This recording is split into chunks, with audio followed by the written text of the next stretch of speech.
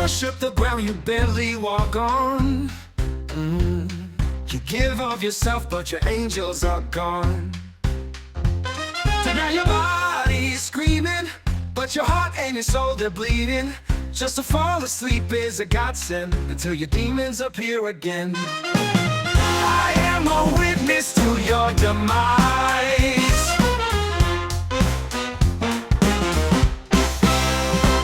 Your biggest secret is one you can't keep. Lift up your head if you're only asleep. You try to hold on to reason, why can't you see that you're leaving? My love for you knows no distance, but it can't fight your resistance. I am a witness to your demise. I am the one who saw through the lies. Give me the one thing you can't give. Take me to the Black Lodge where you live. Give me the one thing you can't give. Take me to the Black Lodge where you live.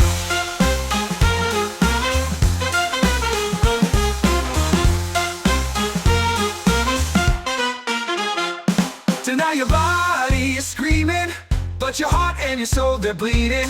Just to fall asleep is a godsend until your demons appear again. I am a witness to your demise. I am the one who saw through the lies. Give me the one thing you can't give. Take me to the Black Lodge where you live. Give me the one thing you can't give. Take me to the Black Lodge where you live. Give me the one thing you can't give. Take me to the Black Lodge where you live. Where you live. Where you live. Where you live. Where you live. Hello, and welcome once again to the Dr. Zeero Xiron Free Magic Secrets Show, where we investigate all forms of magic. We talk about all kinds of things and stuff. We talk about the awesome book I wrote called Apex Unhinged, which you should Google and get a copy of on Amazon. Not that I'm trying to get rich. I'm trying to enrich your brains. Took a long time. Got it done. And, check out the music I made using Suno. Blah, blah, blah. Yakety smackety. It's all up on this channel. And a little refresher here in all our dealings of magic. I do have a lot to say today. I was waiting for a topic that would really get me going. And something we never really touched on very briefly on this show. But about evolution through magic and evolution through intelligence and evolution through all kinds of means. And we talk about how Dr. Zeero here, Zeero Xiron, is a voice of the future. And I really want to put some things in perspective. Now you could say you're bogus, you're full of yourself, etc., and that's fine, that's your opinion. But at one end, I'm an individual who grew up before the age of the internet and such. And in a sense, I'm an antique from another era, living in a world where all the new technology and has surpassed anything that I was born into. And it's a whole brave new world. But at the same time, even being in this brave new world, I'm way, way, way ahead of the curve. So deep that I have a hard time commingling with people in a really fruitful way. So most people can't hold the conversation because they're stuck at what one might call a lower vibrational level, or a lower way of thinking, or a more boxed in way of thinking, a more stagnant, small potatoes way of thinking. And we have to talk about some really big concepts. And I want to talk about the world that I come from versus the world that a lot of people out there come from. And all kinds of experiences have vaulted me past so much. And I guess I wanted to start with talking about body politics, gender and such. See, I coming from the future. See, in the future, we're not so concerned with gender anymore. There's a hot button issue, okay, let me tell you right now. But here's how I honestly feel. Here's how I've always felt. Myself personally, I have always felt like an entity that's piloting a body that just happens to biologically be male. I have no allegiance to it. I'm not in a box of it. And if I could snap my fingers and turn into a beautiful woman just to have that experience, I'd do it in a heartbeat for fun. But I would also snap my fingers and turn into a dragon. I would snap my fingers and turn into a shark. I would turn into a kraken. I would turn into a giant squid. All kinds of things. You know, the sky is the limit. So in the future, we're shapeshifters, and we think in shapeshifter logic. Because on a long enough timeline, the human race is going to get over their gender politics and stop even seeing themselves as other beings or like a whole other species that we're commingling with. You need to get to that mind frame where you're an entity piloting a flesh shell. And you are not your anatomy. And this is what, gets me a little confused and such. Because as I said, at one end, I would snap my fingers and turn into a beautiful woman because it'd be amusing. I like that my default form is male. I don't feel the need to wear women's clothing or whatever. But at the same time, that's just another box that people arbitrarily put themselves into. There's like a little box that says, I am a man, so I must do these man things and wear specific clothing and all these things to entail that I am a man. And then you have the other box that's like, oh, I'm a female, so I have to do all these things. In the future, these boxes are obliterated. Even in today's world, people are such riled up about these things, and people are very, very, very concerned about their gender identity. But I'm someone who rebelled against any concept of gender identity. Like, all these people are, all kinds of ways that it is expressed. But I feel like in the future, once again, you'll be an entity, right? Now, I also want to talk about, in the future, at the moment, communism is a pipe dream. And I actually stand steadfastly against all the way communism. See, I'm a socialist, right?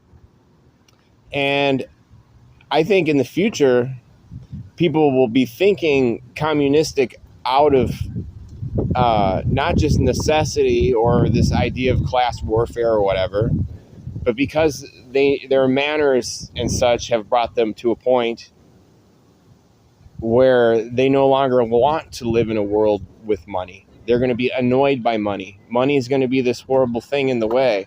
Now, how far we have to go into human history to make such a utopian thing? This is why, like, communism in a governmental sense, in today's environment, anywhere in the world, people aren't really ready for a moneyless society. The truth is, people want to own things. And this is the flaw. This is why it will never work. People want to own shit. And they want the opportunity for advancement. And they want the ability to choose what they're going to do to make their income and make their life's work happen. You were there, yeah. They looked over to you, they were like, what the fuck are you saying? Sounding basic.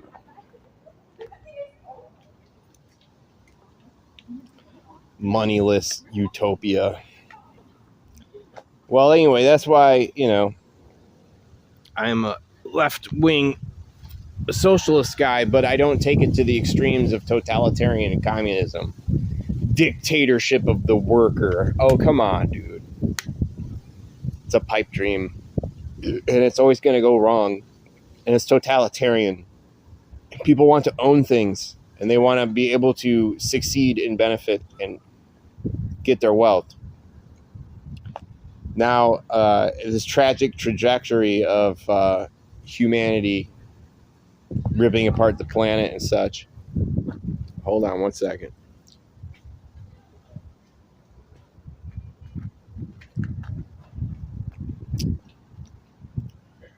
But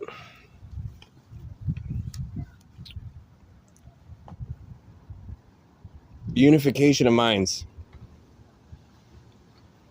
You know, at this stage of the game, you wouldn't want to live in a one world government because humanity is what it is. It's greedy and selfish and it's corrupt.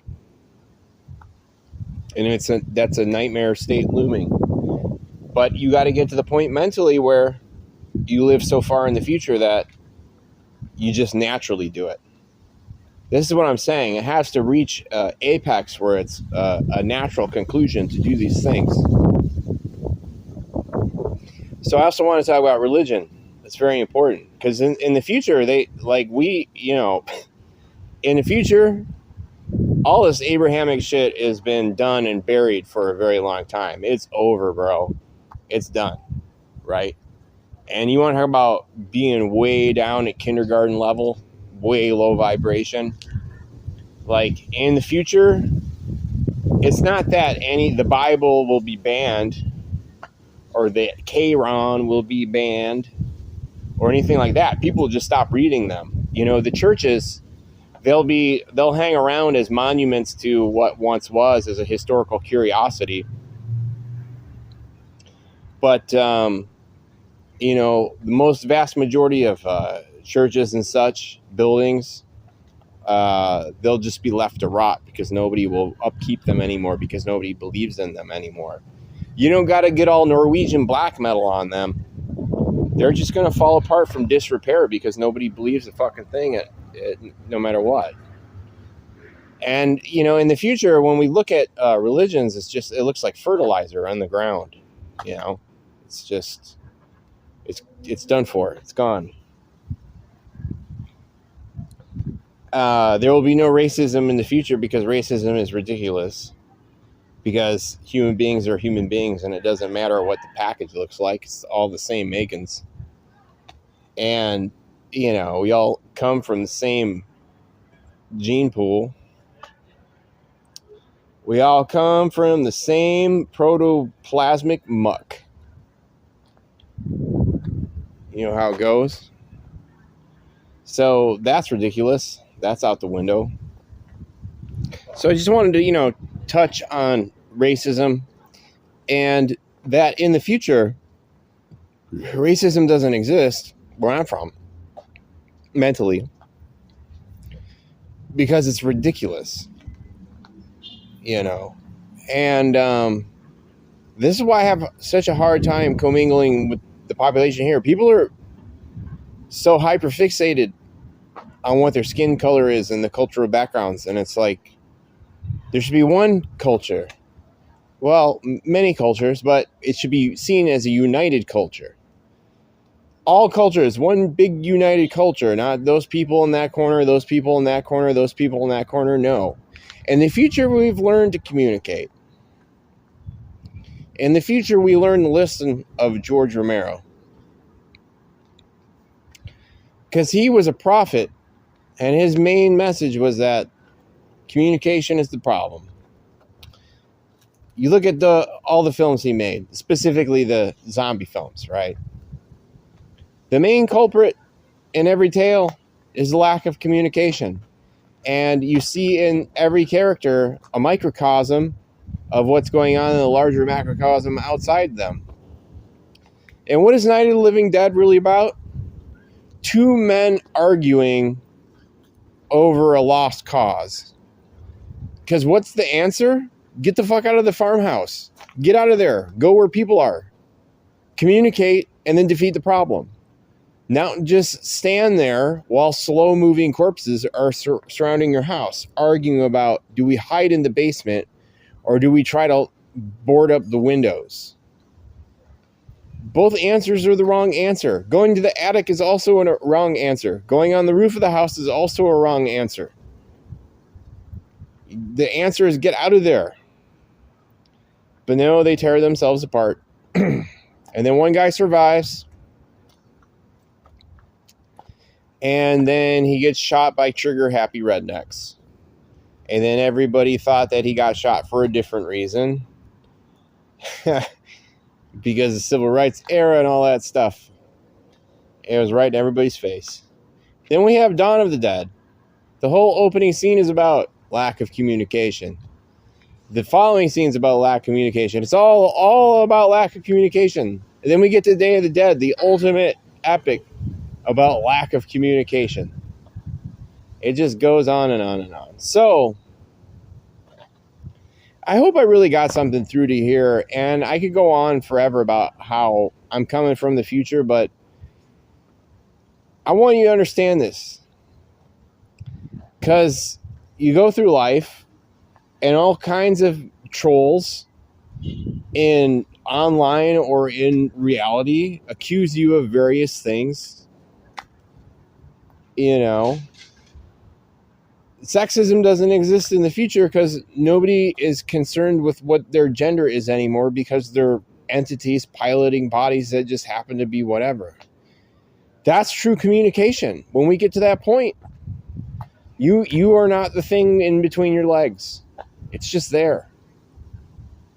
So, I hope you got something out of that. I'm trying to think of somewhere else to lead this, but I think this may be the end. So if that is so, as always, buckle up, brace yourselves, because we got one rockin' hot outro just for you. All right, later, kids.